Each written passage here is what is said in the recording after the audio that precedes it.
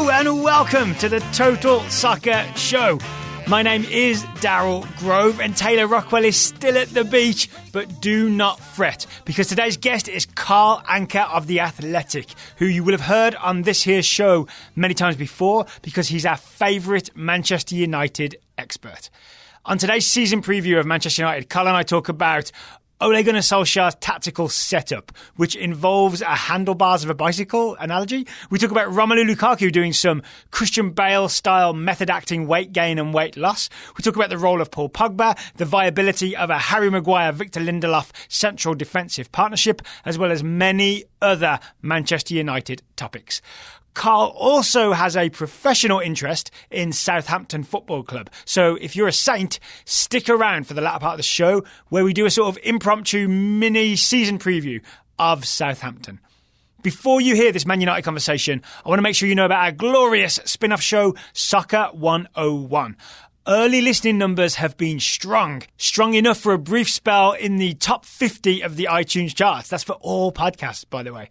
But we also know from the numbers that not every regular TSS listener has given Soccer 101 a try, at least not yet. So I'm here to say, please don't delay. Get Soccer 101 in your ears today. See, it rhymes, so you kind of have to do it.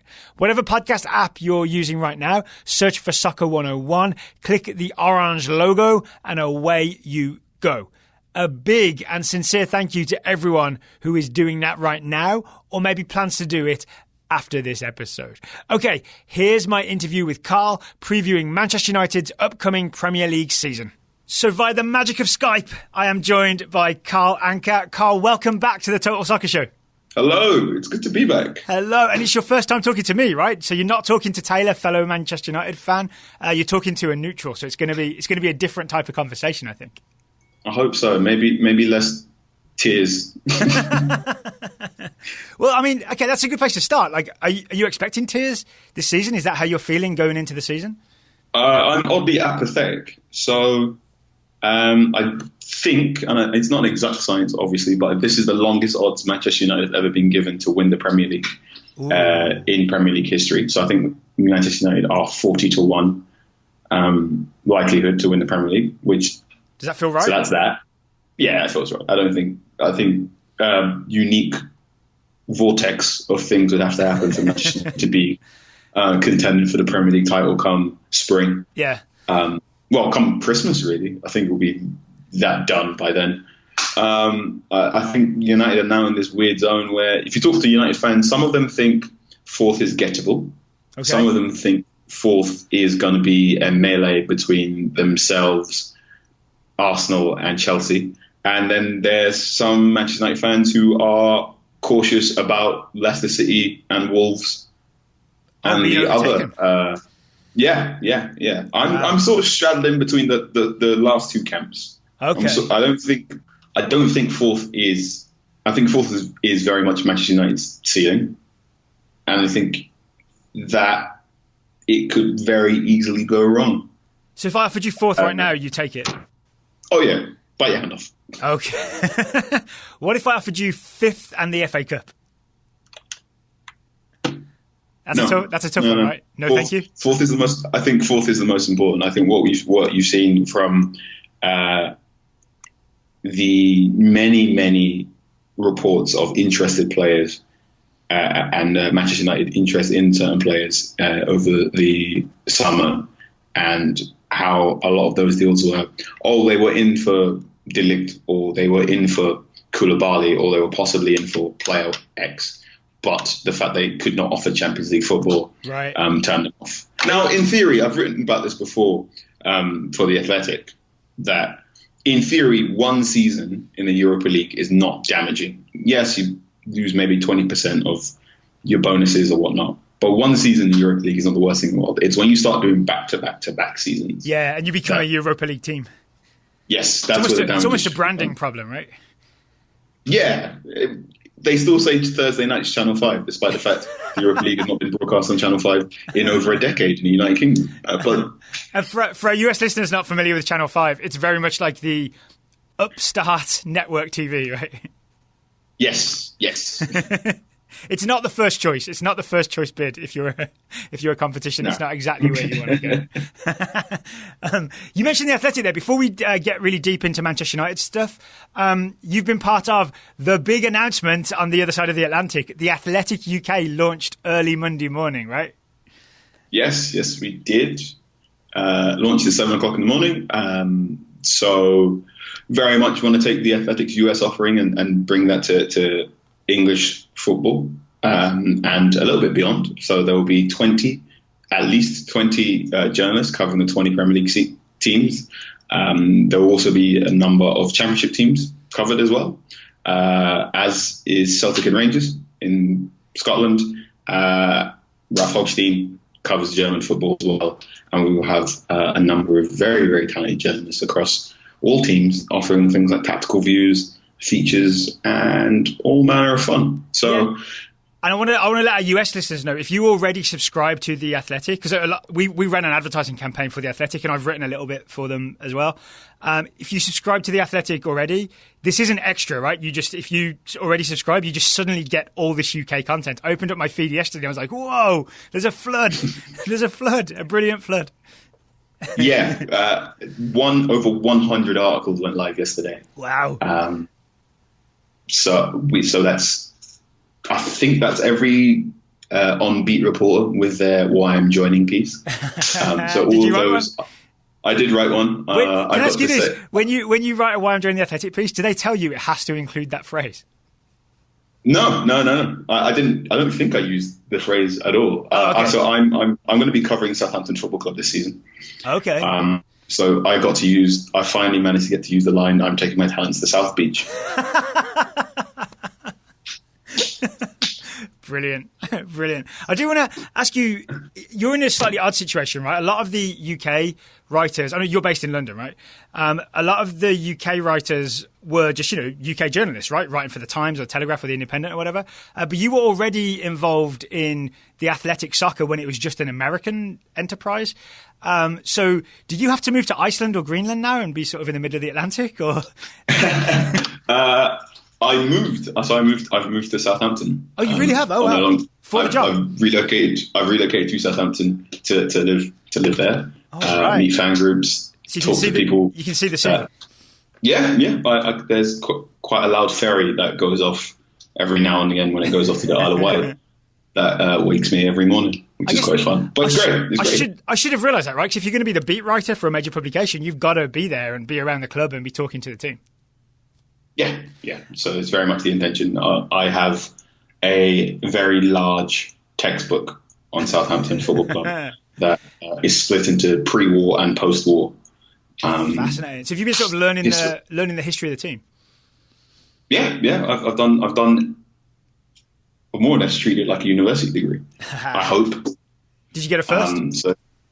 I'm going to hope so. I hope if Southampton fans are listening to this and they think my coverage is missing something, please let me know. I've been on forums and I've been on Reddit trying to make sure I'm going to get myself the right vibrational frequency for everything. And I'll be at every home and away game, fitness permitting as well. So it's all very exciting. So maybe towards the end of today's show, do you mind if we dip into Southampton stuff just a little bit? Because we're not going to do a full Southampton show because we're going to run out of time this week. We're just doing kind of the big six plus maybe Wolves.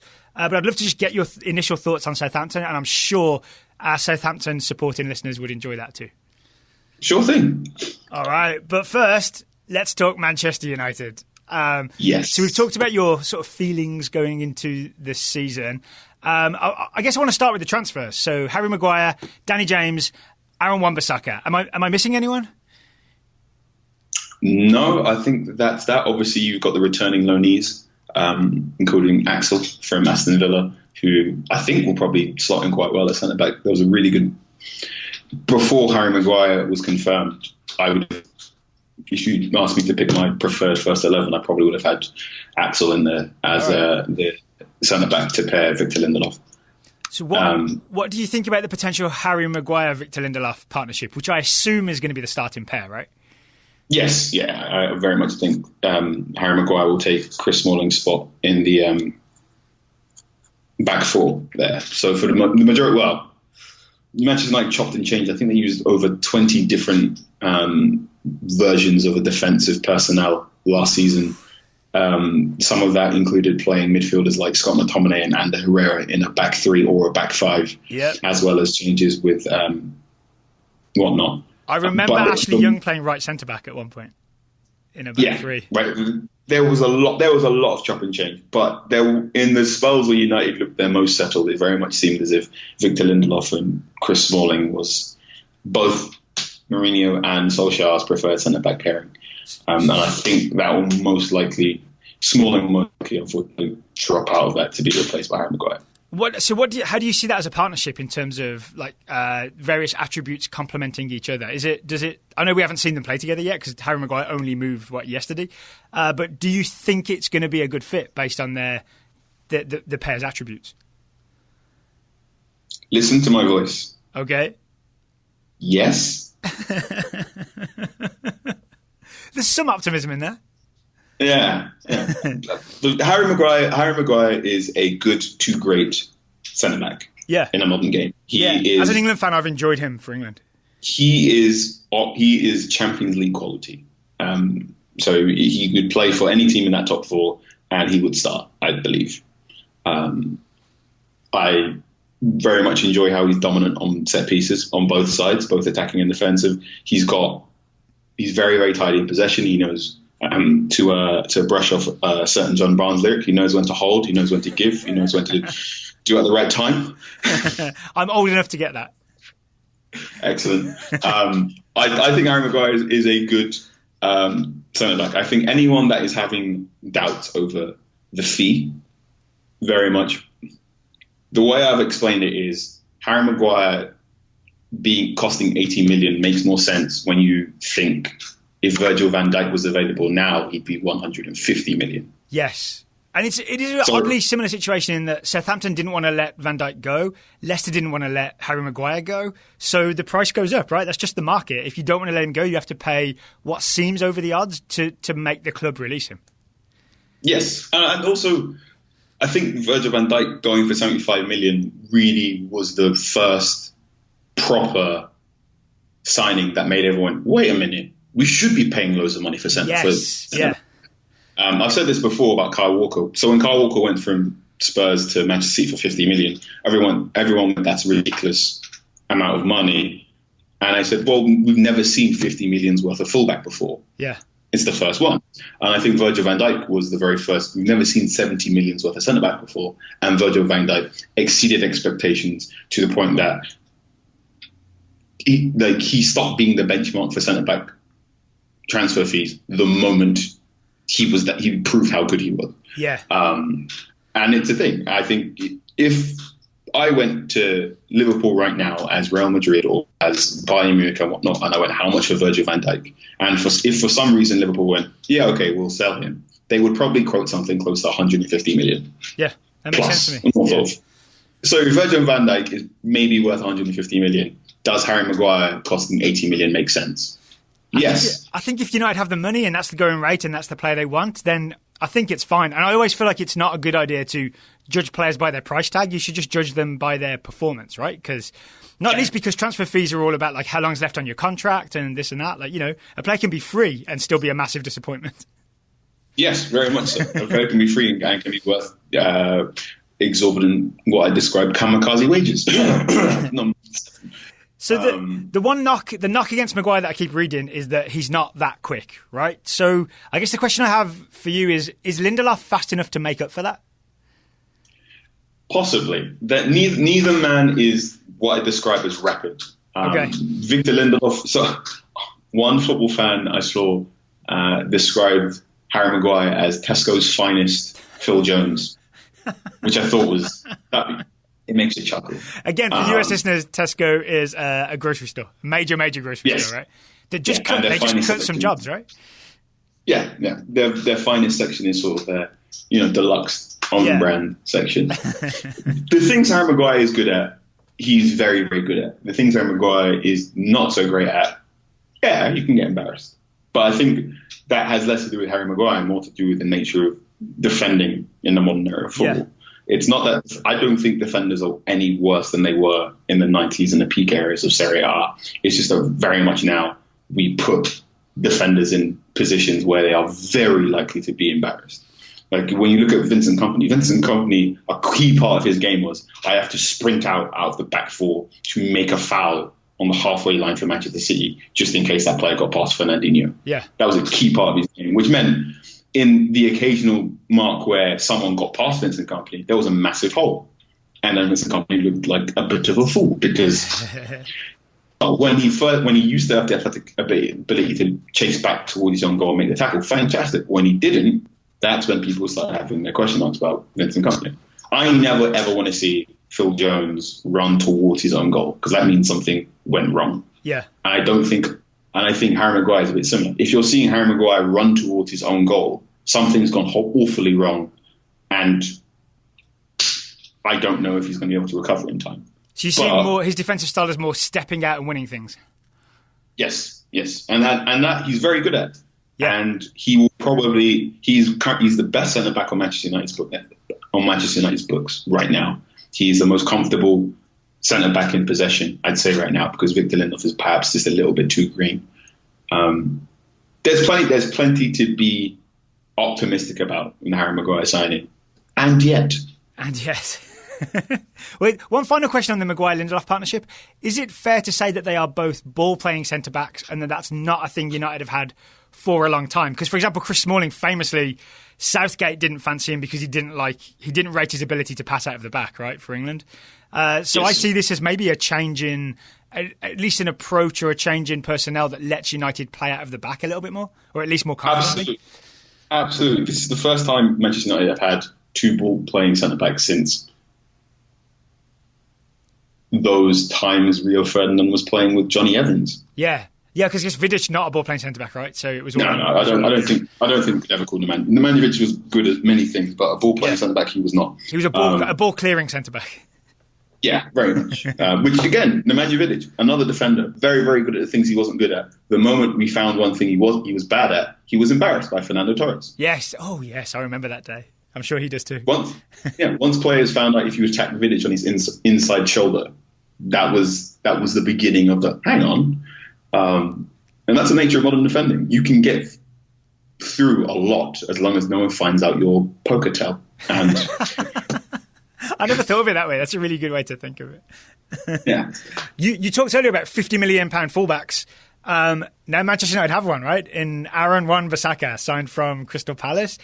This, apart from the fee, this strikes me as a very... Danny James as well strikes me as a very Alex Ferguson feeling signing, right? Like sign a really good player from a mid to lower tier Premier League team. Yeah, sign a really good player from a mid tier Premier League team and keep them on your books for a decade. Yes. There is... If everything goes well, Aaron Wan-Bissaka will be a Manchester United player for 10 years. For 5 to 7 years, I should say, because contracts will probably change and whatnot. Yeah. He was a mild phenomenon last season. Yes. He was a fullback in the truest sense of the word, in that he defended. It wasn't a fullback that was, he's got a great attacking game, but he's got defensive fragilities. But no, he was truly one who stopped take-ons and got his clearances down. And obviously, this comes with the caveat of he was playing at Crystal Palace. There is less impetus for him to get forward, up and down all the time, out whipping crosses. Yeah. So that will be a bit... that would be interesting to see what happens at Manchester United, especially a Manchester United side that is particularly weak on the right-hand side, delivering crosses. Am I perceiving Wan-Bissaka incorrectly? Because I think of him as when he did get forward, he was really dangerous. Am I just remembering a few match of the day highlights and not the entirety of his season? He was fine. He's not Trent Alexander-Arnold, right. But very few players in Europe are. He's not Trent Alexander-Arnold. He's not Kyle Walker. He is very much, I'm going to make sure I get my half of the pitch locked down. And I say half as in the defensive half. Yeah. And then anything else is a bonus, which is great. And very much what Manchester United need when you consider the fact that their last right back was Ashley Young and the right back previous to that was Antonio Valencia. So it's good to have someone who's going, I'm a fullback, I'm going to do fullback things instead of I'm playing fullback because I'm not a good winger. Yeah, there we go. Or because I'm over 30. Yeah. What about Danny James? I have to confess I haven't seen much of him, but there seems to be a sort of a low-level excitement about Danny James, the winger, signed from Swansea. He is an intriguing one. He's the least exciting of the signings, not to do anything with technical ability, but he very much struck me as someone who should be one more for the future. He's incredibly quick, deceptively strong. So he's not the biggest gentleman, but he's not gonna get bullied off the ball too easily. He came alight towards the latter half of Swansea's season last season after building quite a fruitful partnership with their striker. He's more comfortable on the left-hand side, which is why I don't want to get too excited about him, because there's Alexis Sanchez, Anthony Martial, sometimes Marcus Rashford, who all operate on the left-hand side and want to cut inside. Right. And that's where Daniel James prefers to play.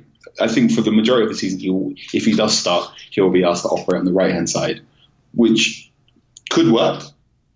But anyone expecting him to be a 10 to 15 goal a season forward may be slightly disappointed. He'll be someone to probably get you maybe 5 to 7, be a good steady Eddie, and then we'll possibly alight after the winter break, which I keep reminding myself there's a winter break this year. I forgot. Yes. So was it like a couple of weeks around the FA Cup? We do. There's a winter break and there's VAR. It's going to be fun, isn't it? Yeah. I've always thought winter break would, again, I'm a Wolves fan, but I'm England national team first, and I've just heard managers ask for a winter break like since I was born. And so to finally get it, I think is really interesting to see what happens. So Danny James, how many games do you expect to see him play?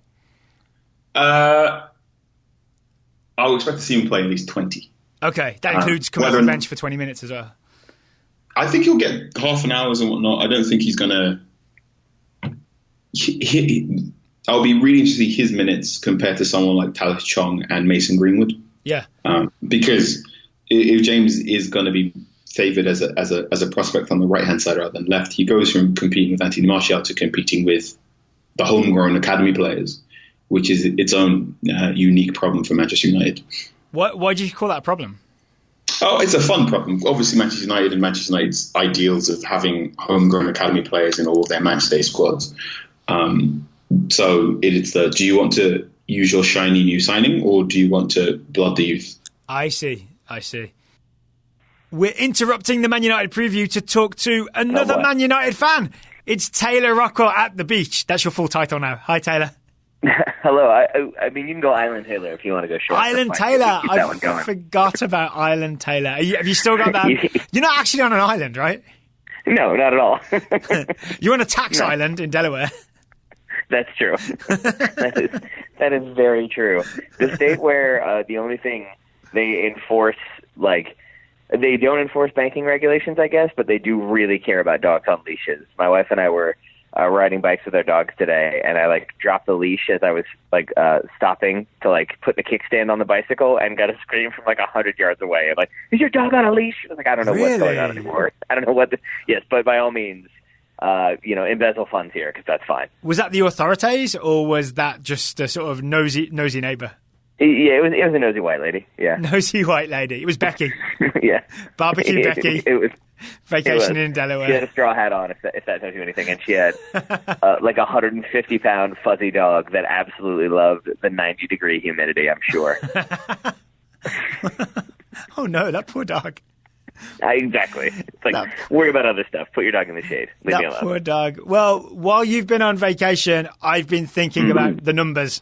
I've been thinking about statistics because today's Total Soccer Show is sponsored by our friends at FBref.com, the football reference site. FBref, you heard about them during the Women's World Cup. They are back on the Total Soccer Show.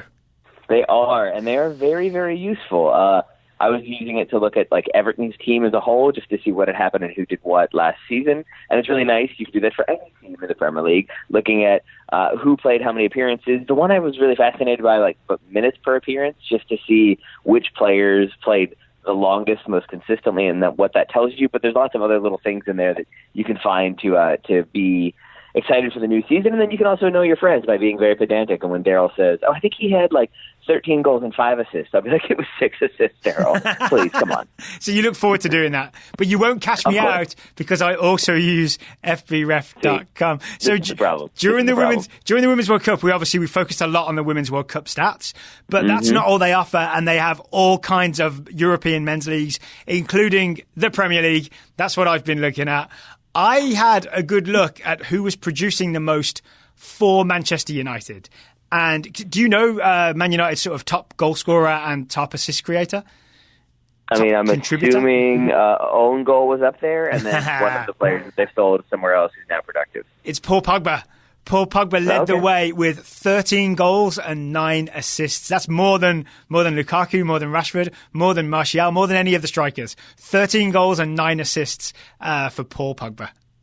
But you know what, Daryl? We got to get him out because he's got weird hair. And that's how it works now. That's how it works. I think he's staying, right? I think he's staying. Here's another Paul Pogba stat for you. 50 shots on target throughout the season. 50 shots on target throughout the season. All right, then. That led the way at Manchester United. It was also the second most in the entire Premier League last year. 50 shots on target from Paul Pogba. Yeah, Mohamed Salah had 60-odd. But everyone around him, everyone below him was in the 40s. It was like Hazard, Kane, players like that. They all had like 40 or so. 50 shots on target for a midfielder who often played quite deep. So that speaks a lot to Paul Pogba's willingness to shoot. Let's put it that way. It does, but they're on target as well, which says something about the accuracy of his shooting, which I'm kind of surprised by. Not because I think of him as inaccurate, but mostly because you don't think of him as shooting that often last season. But maybe desperation makes strange statistical bedfellows, I guess. And I will bet a bunch of those shots came in that golden period, like. On today's show, Anka calls it the interim Ole period, where all was good in the world. And Paul Pogba was on fire, right? So I'm guessing most of those goals and most of those shots on target come in that period. So this ad is probably coming about halfway through that interview, which I have obviously not yet heard. If I've done my job right, yes. I've now heard approximately half of it, if I were guessing. Yeah. What was Carl's mood overall? If you were going to give like a summary on the first half / just an overall summary to me, what would you go with? He did use the phrase, "I would bite your hand off for 4th place." Okay. I mean, yeah, that's fair. That's definitely fair. I think that pretty much sums it up. Yep. I'm just choosing not to pay attention to anything until I get back, partially because of laziness, but also because like every time I open Reddit now, there's just a new absurd transfer or rumor or both. And so I'm just going to wait and see what happens and see where the dust settles at the end of the transfer window. Actually, so the transfer window closes on Thursday before the season starts. There are already moves happening that might ruin some of the previews. Like I think we had a really good Spurs preview with Nathan A. Clark. Yep. We didn't talk about Dybala at all. And at time of recording this with you, there's a very strong Dybala to Spurs rumor happening. Yeah. There's Dybala to Spurs, but then there's also, I've seen an equally strong Eriksen to Man United rumor. Yeah, which feels I think like the two might be related. Not necessarily not linked. Yeah, exactly. So it's almost like the Dybala move maybe fell through for Manchester United, and so they look somewhere else to find a replacement, and then that club is now looking for a Dybala replacement in the form of Paulo Dybala. So, and actually, it all works out. On today's show with Carl, I don't know if you'll have heard it yet or not, listeners, but we do talk about the potential of Christian Eriksen to Manchester United. Yeah, okay, all right. I'm excited for that one. Yeah. I also am excited to have a new game show with you, Daryl, that we're going to play at our next live show called Pablo or Paulo.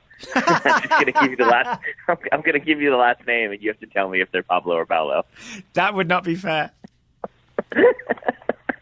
Well, I think I just did it with the gentleman who may possibly be moving to Spurs from Juve. You mean and I'll leave it at that. Paulie Dybala. Molly and Polly. P-Dib. That's what I call him. Paulie Walnuts Dybala. There we go. I believe you've got some Everton stats for me as well from FBref.com. I do. So as I said, I was looking at minutes per appearance.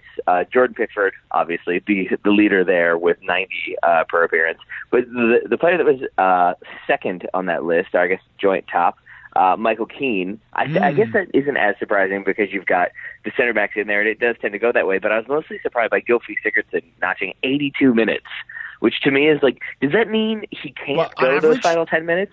Yeah, 82 minutes is his average minutes per appearance. And I'm wondering, does that mean he can't go those final 10? Like, that's where he gets extra sloppy? Or does that mean that, like, he is the tactical sub when Everton are winning or trying to see out a game? Well, it won't be released just yet, but I've just recorded an Everton preview with Mike Goodman of StatsBomb.com. You know Mike, right? We met Mike in a city that we were in, Philadelphia. Yeah. Philly, yeah. And he talked a little bit about how Gylfi Sigurdsson is, even though he's the number 10, he's the most tactically sacrificable player for Everton because even though he's the number 10, he's not necessarily that creative in terms of making things happen, and everything else still happens even without Gylfi. Okay, all right. So there you go. You've got your answer. Yeah, and there's a teaser of the Everton preview. Statistics, and then the Everton the Everton expert explains the statistics, and that's what it's all about. That's how we like FBref, because they give us the raw data from which we can extrapolate things. Is that how you pronounce it? I will see because like the plural of data is data, right? Which is always what's confusing. Or is it datum and then data is the plural? No, the plural is data. The plural is datas. I'm certain. Data. It's not. Is it data? Yeah. Perfect. All right. Well, you don't need to worry about any of those things when you go to FBref, but you can just go there and look at all the statistics they have. FBref.com. We very much appreciate FBref. And Daryl, are you still checking out their newsletter?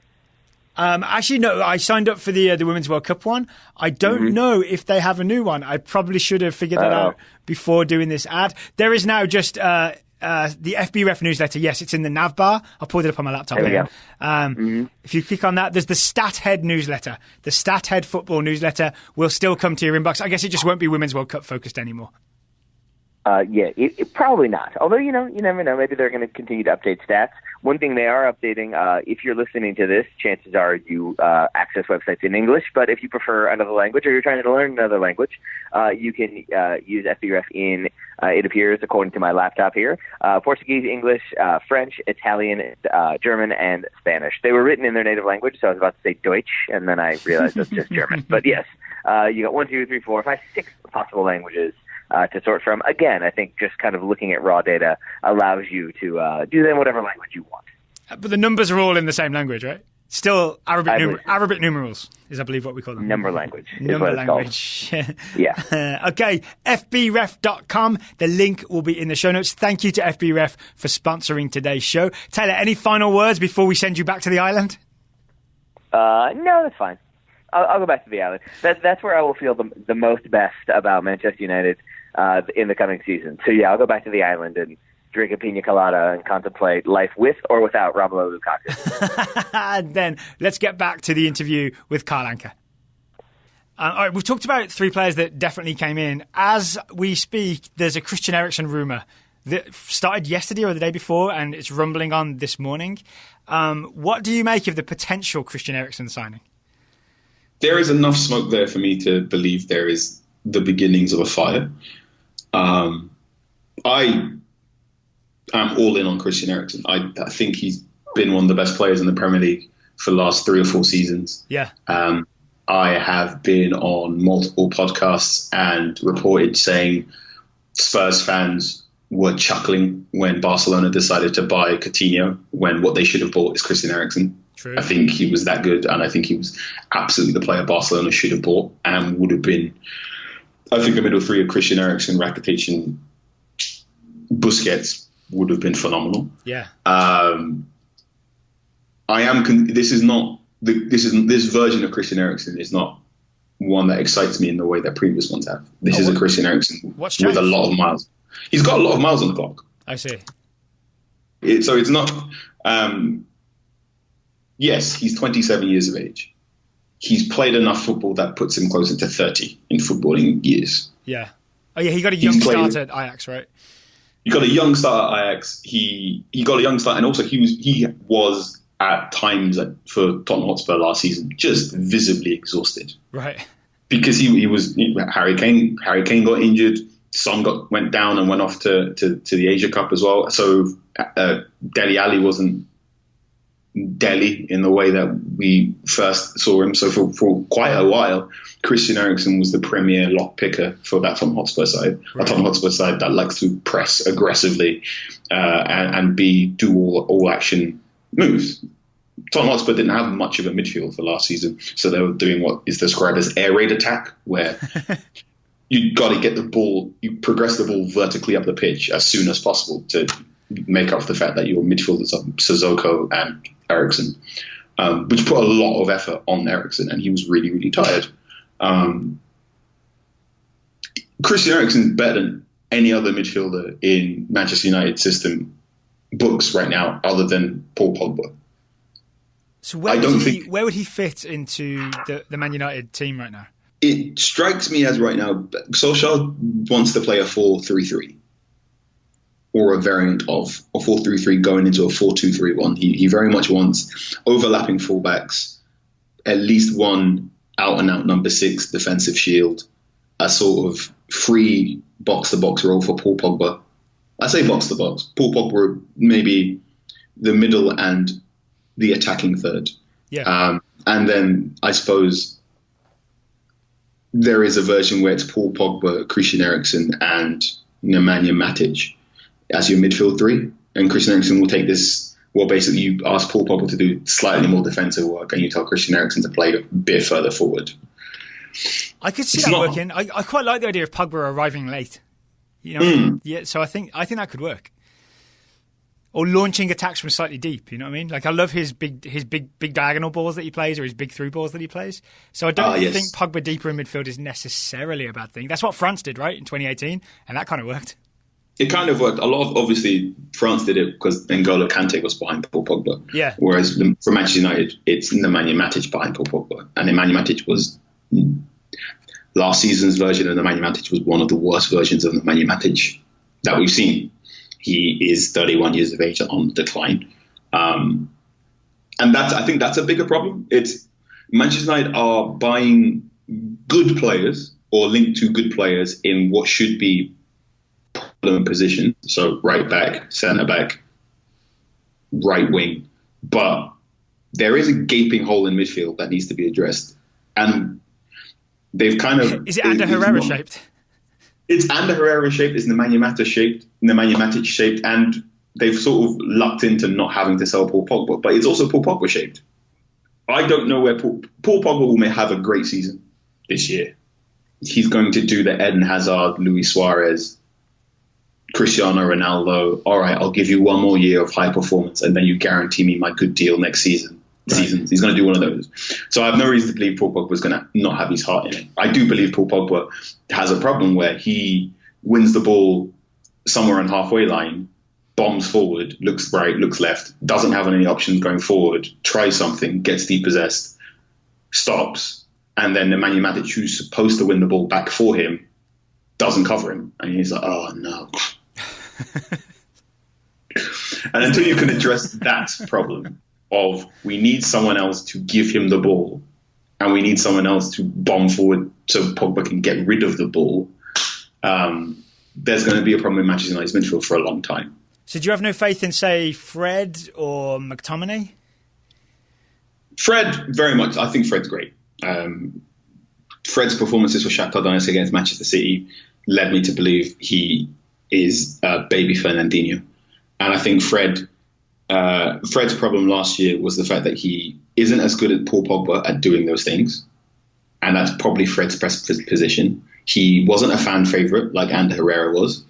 And he wasn't of the right academy lineage that Scott McTominay was. So he sort of floundered in this weird half space where his best position is probably Pogba's position. Mourinho is beefing with Paul Pogba. And then it got into this weird thing of, are you here to play with Paul Pogba or to replace him? Because I can't tell. Okay. I think Fred was an unfortunate casualty in the civil war between... Well, I don't even think it was a civil war. I think it was just like a weird lack of hugging between Paul Pogba and Jose Mourinho. And it looks to me like Solskjaer, even though I think he's been open to the idea of Pogba leaving, through all the Real Madrid rumours and all that, he also seems to have done a good job of not saying anything inflammatory and not putting any distance between Pogba and himself and Pogba and the team. So it seems like Solskjaer's done a good job of threading that needle and making Pogba's sort of recommitment, even if only for 1 year, to Manchester United, very, very easy and very, very possible. Yes, and by many accounts, Paul Pogba is a well-liked figure within Carrington. He It's hard not to like him, right? He just seems like such a happy-go-lucky kind of guy. He is popular with not just playing personnel, but he's also popular with catering staff, with fitness coaches. Yes, I've heard that. Does a large degree of charity work as well. So, and he's always, he's a senior player. If someone has to talk for Manchester United for 5 minutes, and no one does it, Paul Pogba will, I'll do it. Don't worry about it. Yeah. So that's that. So Pogba is very much professional. I don't think he's not the type of person to turn for the start of the season overweight or be undermining Solskjaer's tactical nous. Yeah, he's definitely not going to be overweight. I've seen the video of him doing sprints in Central Park in New York. Yeah, and I think that makes Solskjaer's job that much easier. Because also Paul Pogba, in that very, very intelligent politician way, Paul Pogba never explicitly said, "I want to leave." Yes. He said, maybe it'd be time for a new challenge. And there is a version of events where everything goes well for Manchester United. They get back into the Champions League and they win some silverware. That Pogba went, that was the challenge. But that's me being especially hopeful. Yeah. What about Romelu Lukaku? I remember last summer, I was really excited, even as a non-Man United fan, I was really excited by the video of Pogba and Lukaku very obviously being very good friends and being on holiday together. And me thinking, two best buds playing together for Manchester United. This is going to be great to watch. And then it didn't quite work out that way. And now what? Lukaku's training with Anderlecht? Yeah, that makes me sad. That video where Lukaku tells Pogba in French, "I'll see you at training," and then Pogba goes, "What?" And he goes, "I'll see you at training," and they just hug. I was like, yes. It didn't quite work. I think, one big thing for Lukaku last season was that he gained too much muscle weight. Oh, interesting. So obviously, a lot of the jokes and a lot of the Lukaku plays football like he's wearing jeans. Twitter jokes and sentiment came about from the fact that I don't think Lukaku realized how much different running around with 13 to 14 stone on you is different from running around with 12 stone. So could you convert that to pounds for our US listeners? Oh, right. It's like 14 pounds to a stone. 14 stone. So Lukaku was visibly bigger than he at the start of the season. All right, we hear you typing it into your computer right now. Yeah. Lukaku went from being a small boxing cruiserweight to being a borderline heavyweight, shall I say. I think very much the intention for Mourinho was the original plan was to get Lukaku, to get Ivan Perisic. Perisic would constantly whip in crosses for Lukaku to score off. Yeah. When Perisic didn't come, Mourinho brought in Sanchez and kind of went, maybe Sanchez could cause enough disruption and getting enough balls into the box that Lukaku could play well. That didn't quite happen as well. So then I get the impression that Lukaku, who wants to be a winner, and Mourinho, who wants to be a winner, went, can you do this all by yourself? And they went, okay, for me to do this, I'll probably have to get stronger. And it's one of those things where at the start of the season, when he didn't seem to be able to control the ball control problem wasn't the fact that his foot is broken, but with the fact that he seemed to have problems speeding up and slowing down. So he had that extra muscle problem. Yes, he very much had a momentum problem. There was one where basically the ball was static and he ran in so quickly he fell over it because you could see he stopped, and then the extra muscle weight sort of propelled him forward. And he went, "Hang on, what's all this then?" So he got better. This is interesting. I had a weirdly similar experience this year where I lost a lot of weight very suddenly, like 20 pounds or so really suddenly. And I tried to play soccer and everything was off. Like everything I went for was off by a foot or so. So you have to when you have a rapid weight gain or weight loss, I think you have to recalibrate everything. So this is a really good explanation for Lukaku's problems. It really resonates with me as someone who's experienced something similar in the opposite direction. He mentioned words to the effect, I think, after near the tail end of Mourinho's time at Manchester United, about how he had to stop eating meat and move to chicken and move to fish and vegetables. And lo and behold, he had that little scoring glut, notably the one against Paris Saint-Germain. Lukaku is a good to great striker. I have no doubt that whatever football club he goes to next, he will be a 20 to 30 goal a season striker for them. Is there no chance he stays? Because people may not remember this, but the transfer window closes Thursday, right? Thursday night before the start of the season. So if he hasn't gone anywhere by Thursday, he's still a Man United player. He's still a Manchester United player, and he will be welcomed into the fold easily. Again, Lukaku is a fantastic professional. The fact that he's decided to train with Anderlecht, what's happened is obviously I think he's just in Belgium right now. He's gone, well, I have no idea where I'm going to be playing next, so I may as well keep training rather than just sit around Manchester and wait for what happens. Yeah. Which speaks to his professionalism and speaks to how dedicated he is, that wherever he will be at the start of the season, he wants to be at peak condition. So that's quite nice. I don't know if we've said this specifically, but can I assume that he's been losing weight and going back to sort of a more normal Romelu shape?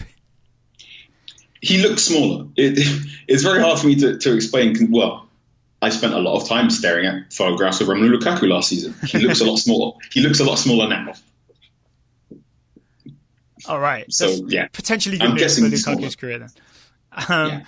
Final thing I want to talk about is some of the, I would call it almost the dead wood at Manchester United that they're kind of stuck with. I'm thinking specifically of Alexis Sanchez, and his £500,000 a week wages.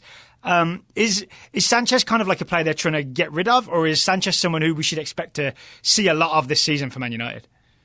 Sanchez as the Arsenal version of Alexis Sanchez, the supercharged street fighting man, is gone. Right. And what's really interesting, and something that I don't think is addressed enough, is the effect of the back-to-back Copa Americas. Yeah. In 2015 and 2016 upon world football. Chile made the final both times, right? They made them. Chile won it. They won both. Yeah, they won 2015 on penalties against Argentina, and they won the Copa America Centenary in 2016. It had a massive knock-on effect for a number of South American footballers. Edison Cavani had injury problems. Luis Suarez revealed this summer that he's basically been playing with a busted knee all season. You can't do back-to-back summer tournaments, especially ones that involve that many hours worth of plane travel. So not only is Alexis Sanchez 30 to 31, he's also played a ridiculous amount of football, running a lot. He's in the red zone, as Arsene Wenger once described it as, where Wenger said, I can't control Sanchez, even when he's not meant to be training, he's still running. He's got, much like Wayne Rooney, he has an incredible amount of miles on the clock. And similar to Wayne Rooney, he didn't adapt his game, or has not made enough steps to adapt his game, so that when he loses his physical edge, he can, maintain his qualities at football's top table. So does that mean he's no good to Man United anymore? No. I think his efforts in this summer's. The really fun thing is we're doing back-to-back Copa Americas again. So obviously we had one in Brazil, and we're going to have one in Argentina next summer, which again will have very fun knock-on effects for all of world football. One thing I will recommend to anyone listening right now, be very careful about Liverpool's attack at the start of the season, because all three members of that attack were playing football well into July. So Firmino at Copa America, Salah at Africa Cup of Nations. Oh, and Mane. Yeah. So please bear that in mind if you play fantasy football or anything else. There are a good 6 to 12 players who are in Champions League contending teams that are playing deep into the summer, because of obviously we had the Nations League as well. So please be mindful that the Premier League's table will look weird for a little bit. So put all your money on Xherdan Shaqiri and Ryan Brewster. I would put, if you gave me a tenner, I'd put some money on some Chelsea players, really. Interesting. Well, one of the fun things we had last season was Jorginho looked amazing at the start of the season, and then we got the international break, and everyone got to sleep. And everyone went, oh, wait, Jorginho's kind of slow, but no one noticed because he didn't go to the World Cup. Right. And I think we're going to have another version of that for the first 5 games of the season. But with Sanchez, I think Chile played him in a more central role, a lot closer to goal, so almost as a 10 in a 4-3-3, and that seemed to get a little bit more extracted from him. So I wouldn't be surprised if Sanchez was played in a more central position, or was experimented on. If they, let's not do that. Yeah, or if they tried playing him on the right. But the Sanchez that will score 20 goals a season and give you 12 assists doesn't exist anymore. The Sanchez that gives you 10 and 10 is possible, because again, he's a great professional. So let's get into the style of play under Ole Gunnar Solskjaer. You mentioned it's going to be a 4-3-3. Is it going to be sort of 3 central midfielders and then a number 10 and then like 2 forwards ahead? Or is it going to be a 4-3-3 with like 2 wingers and a striker? The really interesting thing about Solskjaer is he changes it when he plays away from home. So when United went on that, during interim Solskjaer, where they were unbeaten, and includes the Paris Saint-Germain victory, the really notable thing, this was pointed out by Pat Nevin, and then later sort of tweaked by journalist Daniel Story. Basically, Solskjaer plays 2 up top away from home. Yeah.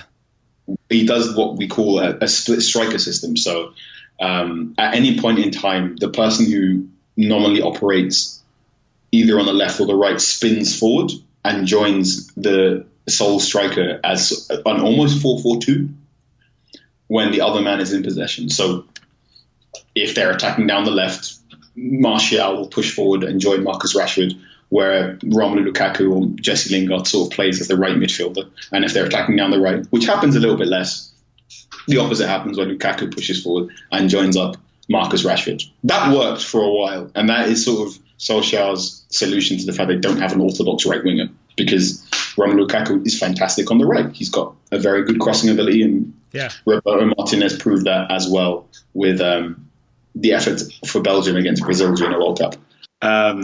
So that's one interesting quirk about Solskjaer playing away from home, and I think it's still going to be quite profitable in the season going forward. I've got reason to believe that Kieran McKenna and Mike Phelan they desire United playing in a system that has overlapping fullbacks, so fullbacks that bomb forward. That one reason Wan-Bissaka will be encouraged to get forward a lot more. They're gonna Luke Shaw. His sprint totals were weird, weren't they? Apparently, Luke Shaw is not as fast as Juan Mata. I found that peculiar. So Luke Shaw and Wan-Bissaka or Diego Dalot will be encouraged to overlap the attackers when going forward. There is an intention to have a double pivot, so at least 2 of the central midfielders will be asked to sit in defence. So that could be Pogba and Matic, as you talked about earlier. Yeah, one of them will most definitely be Matic, and then it remains to be seen who else will be doing that. And then I think he wants to do, for fans of FIFA, he wants to do a 1-2 heavy attack. So he wants to do loads of quick passing triangles. So loads of 1-2s, loads of overlaps. Anthony Martial might be experimented. Why do I keep using experimented? They may experiment with putting Anthony Martial at the top of the attacking spear again if Rashford is not performing as well. So I think one thing you could look out for is Martial playing as a number 9 again, which will be interesting. So one thing I didn't follow correctly is, are you saying there's a different shape away from home versus at Old Trafford? Different tactical profile. So United will play in a 4-3-3 or will play in a variant of a 4-3-3 or 4-2-3-1 throughout the season. But what happens away from home is, how do I explain this? In the 4-3-3, if they attack down the left-hand side, it will spin, the front 3 will spin round to turn to a 4-4-2. Because the right winger will come and join the striker? No, if they attack down the left-hand side, the right wing will drop back and become the right midfielder. Oh, I see. So it's about not overcommitting when you're away from home? Yes. It's a way to get 2 up top, but you don't overcommit. And Pat Nevin called it, Pat Nevin said he goes 2 up top, and Daniel Story called it the split striker system.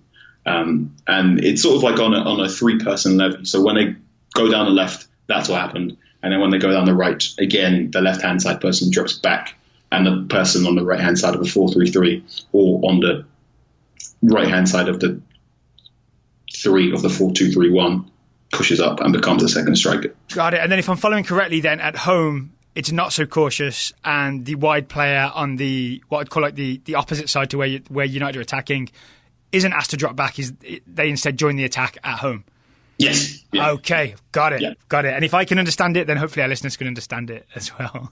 The way I always describe it is a sort of, imagine like if anyone here played rugby, if you imagine like a fullback system or a pulley system in a back three, or to cancel that, imagine you've got like handlebars. When you want to turn the car right, obviously you push the car forward on the right, and then your left handlebar comes back to join you. I see. It's like that. Yes. If you're turning a bicycle, that's what's going on when they're attacking now on a flank every time. But that happens a lot more away from home. I think the bicycle analogy will work better with our US listeners than the rugby analogy. There you go. Edit that one. What about defensively? I remember you talking to Taylor last year about how United were pressing a lot more under Solskjaer and then got tired. And I think you essentially said that was one of the major reasons for the downturn in form towards the end of the season. I mean, one, am I remembering that correctly? And two, do you expect United to be a pressing team this season? Yeah. Very much so. So those close to the club described the warm weather training United had before the Liverpool game as pre-season 2. And then obviously, basically, Solskjaer unfortunately overworked all those players. They got 5 soft tissue injuries. Oof. Against Liverpool. Jesse Lingard went down. Ander Herrera went down. Marcus Rashford had a swollen ankle. Sanchez went down as well. Yeah, basically, 4 to 5 players got broken because they just had been overworked, and they never regained that form. One in part from the fact, one reason is Ander Herrera was broken, and he was really important to how that midfield worked. And he was ready to leave, right? So I think that was part of the problem. Manchester United will press. They're not going to. They won't press with the aplomb of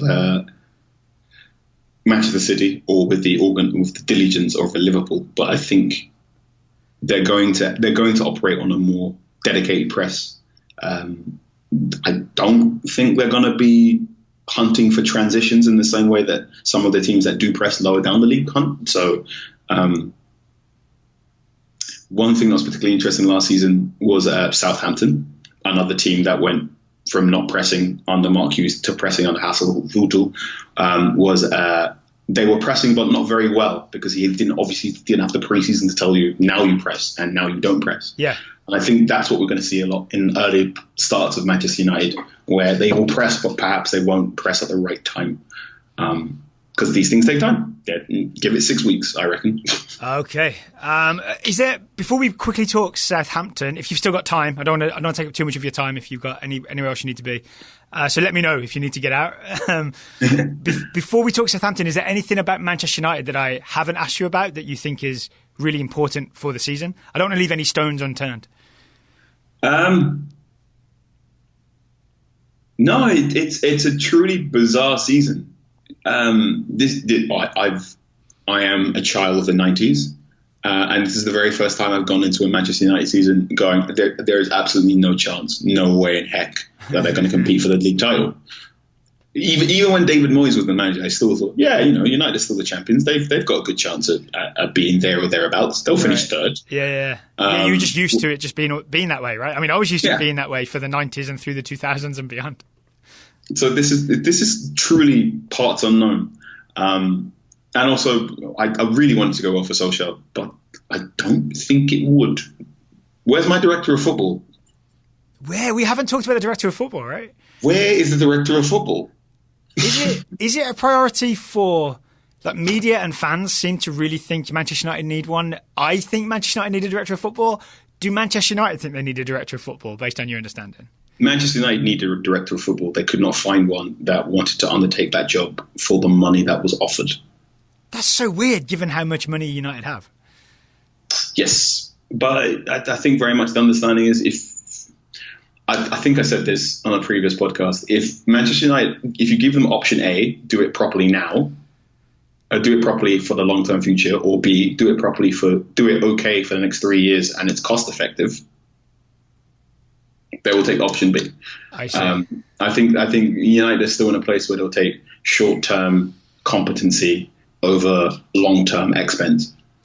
And my understanding is it's not really Ed Woodward being the director of football. He has people, I can't name them, but people who work underneath him who are kind of doing the director of football job. Is that pretty much the correct take? Yes, so Solskjaer and Mike Phelan have like a quasi-director of football role where they now they have a lot more control over transfers and player recruitment and moving players on than, say, a Jurgen Klopp or a Pochettino or an Emery, because there is no director of football. So Phelan and Solskjaer seem to be across both strands, which, in the 90s, that was very much part of the course. That's what you did. But it's not the 90s anymore. It's 2019. So it's peculiar. Is that the problem, that Ferguson was such a dominant figure and sort of really ran the club from top to bottom, right? That United maybe got ingrained in that way of thinking, that the manager is like this old school manager who does everything. So it's weird for them to then transition to a more structured approach where the manager is the coach. Yes, I think so. And also because they didn't replace David Gill as well. David Gill, former chief executive of Manchester United, and it was yes, Ferguson did everything, but also Gill was there, who also backed Ferguson to do everything, and they both left together. Yeah, they left at the same time, right? Yeah, and there was problems there. Neither man has been adequately replaced, and I don't think either man will be ever, because the more time goes on, you realise they were complete anomalies. Okay, so let's quickly switch to Southampton. I won't take up, we're doing another hour on Southampton. But I haven't paid as much attention to them as to other teams. So what's happened this summer for Southampton? I understand Hasenhüttl came in halfway through last year, essentially saved them from relegation, got them pressing effectively, right? It looked very Hasenhüttl-y towards the end of the season. What's happened in the summer? What's the most recent page of your textbook say? The most recent page says things are good. So they are unbeaten in pre-season. They've won all 5 games. Their new signing, Che Adams, has scored in 3 of their 5 pre-season games and won a penalty in the 5th one. It seemed to be a relatively good pre-season tour. One of the games was in Macau, due to what I will politely describe as sponsorship obligations. There we go. Whereas the majority of the squad, this squad sort of got split in half, and some went over to Ireland for fitness training and some went to Macau to play that friendly. They are pressing really well in the first 20 minutes. So I think Southampton will play with a really good, diligent high press in the first 20 minutes, and then obviously fitness and quality levels will explain what happens in the next 60 to 70 minutes of a Premier League football game. They look well placed to return to football's middle class. So you think there's a top 6, then you've got West Ham, Wolves, Everton, Leicester City, and then hopefully Southampton as your next 5 as the middle class. Watford as well. I should probably put Watford in there as well. So that's your next 6, and then anyone below 12th really is always in danger of getting relegated. Unfortunately, is Che Adams the only signing? They signed Djepo, who was at AFCON duty, so he's not yet been properly integrated into the side of a preseason. But he's looking lively in the 20 minutes he got in preseason on Saturday. There is a lot to enjoy about their play. It's very fun watching a team that knows how to press and want to press. Is there something specific about their pressing style that that you could highlight? They've got a really interesting. It works on the left hand side particularly well. So they've got Nathan Redmond. Yes, big fan of Redmond. And Ryan Bertrand on the left hand side. So Redmond at one point was the hot young England on 21 thing. Ryan Bertrand, former Champions League winner. No, that would never get old for me to say. Former Champions League winner. So those two work really well, and there are points in time when they attack forward where Bertrand is working as a left winger. Close to the left winger, because that's how good that press works. And in those first 20 minutes, they are a flurry of information. They really like attacking the half space between, if the centre-back is in possession and the centre-back very clearly wants to play the ball to the full-back. Southampton, one member of the front 3 of Adams, Danny Ings, and Redmond is stood there going, I dare you to do it. I dare you. The great thing is, because it's Southampton, there's no guarantee they're going to get it every time. Yeah. So I quite enjoy watching a press being operated by not Champions League level players, because sometimes it goes wrong anyway. But sometimes when it goes wrong, you can really appreciate what happens. Like, oh, they're all standing left because more of these players are right-footed, so they're going to try and do this. Yeah. Yeah.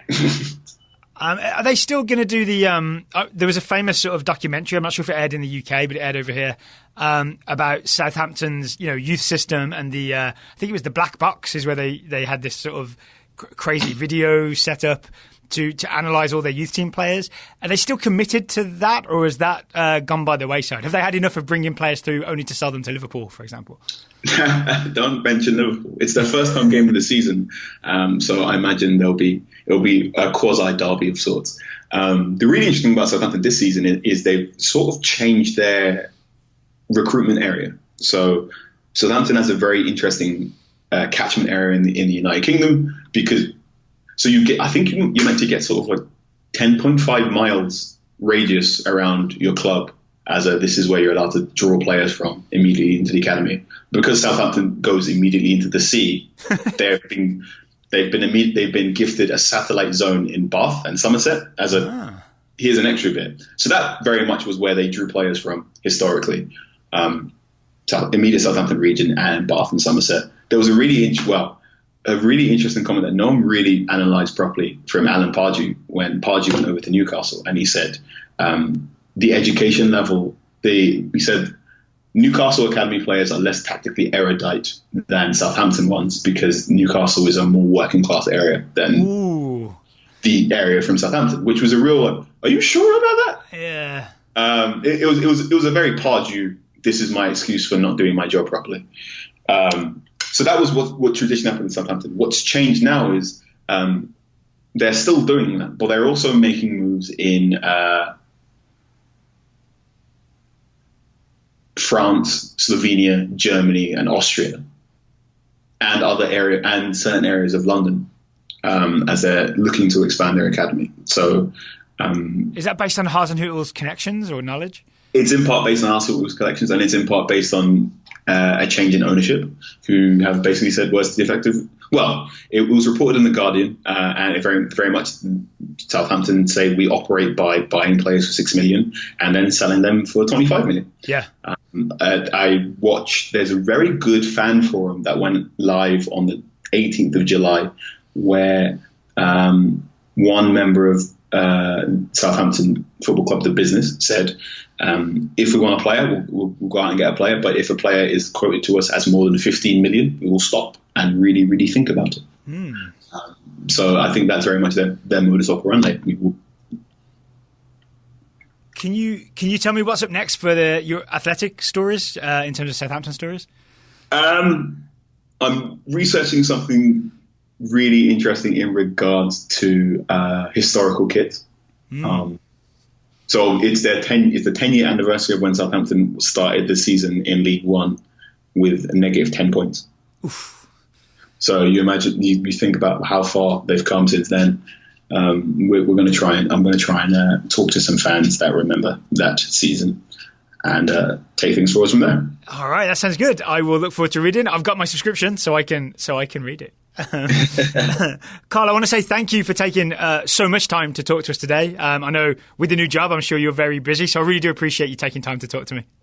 Oh, thank you very much. It's been a pleasure. All right, and best of luck to Man United and to Southampton this season in the Premier League. Oh, thank you.